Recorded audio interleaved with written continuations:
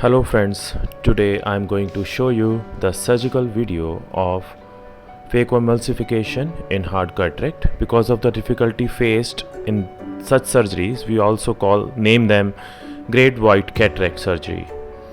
So we are doing this case under topical anesthesia. First, to start with, we stabilize the globe and we make side ports using 15-degree blade, or we can also use MVR blade. Then we fill the anterior chamber.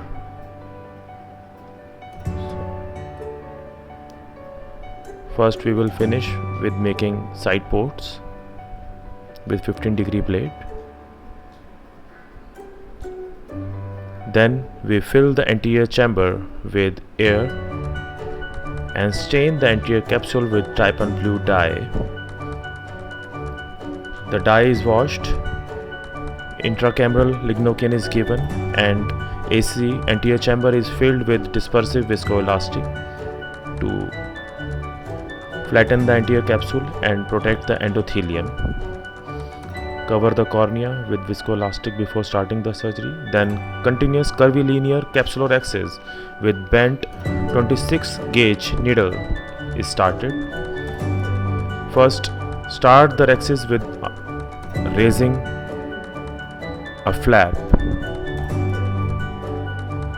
Then run the flap parallel to the pupillary margin, and our target of rhexis size should be kept 5 to 6 millimeter so that it covers the optic of the IOL, 0.5 millimeter optic of the IOL.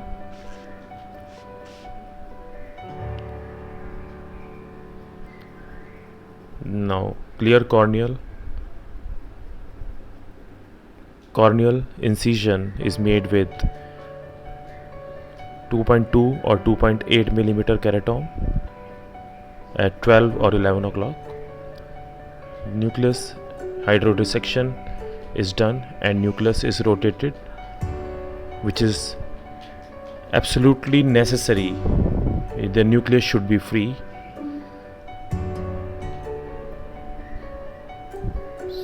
After filling the anterior chamber with viscoelastic, we start with phaco. Nucleus is exposed after cleaning the epinuclear plate and cortex. A deep trench is made to hold the nucleus. I prefer direct chop or vertical chop technique. The nucleus is separated in the center into the two heminucleus. Make sure the nucleus is separated till the end center fibers in two halves. Otherwise it will create lot of problems while doing the quadrant removal.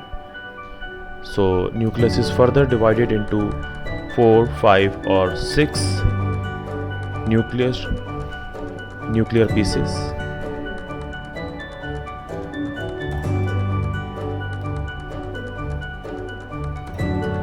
The more you divide, more it will help in quadrant or nuclear removal in the end, and it will reduce the phaco power significantly.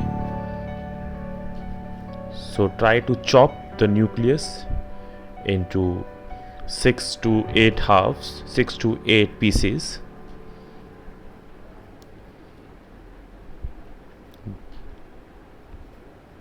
Care must be taken, and if possible,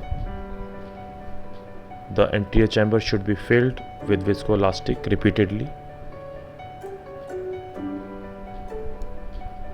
because we have to maintain the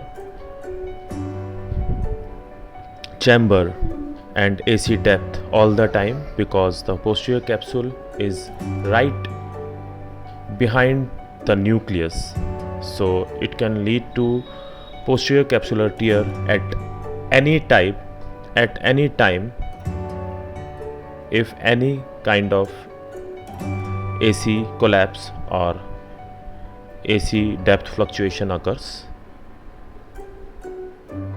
Now we have started to emulsifying the nuclear pieces at quadrant removal settings. Each and every nuclear fragment, nuclear piece is emulsified one by one, and care must be taken that phacoemulsification is done at the pupillary plane to protect the endothelium. We can notice there is intraoperative meiosis of pupil. One also may use intraoperative adrenaline to dilate the pupil, but I have not used because as we are going to finish with the last piece and there is no cortex.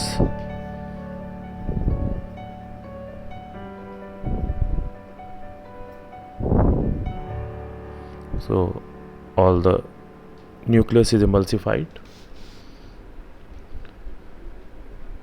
Single piece IOL is implanted into the bag with injector.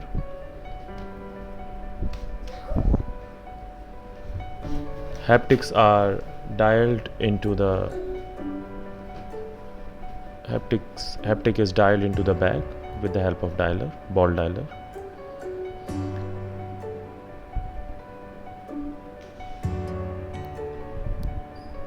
Viscoelastic removal is done with the help of bimanual irrigation and aspiration. A thorough visco removal is done from the bag behind the IOL from the anterior chamber. Any retained viscoelastic can cause increased uveitis or postoperative uveitis or AC reaction. So thorough viscoelastic removal should be done.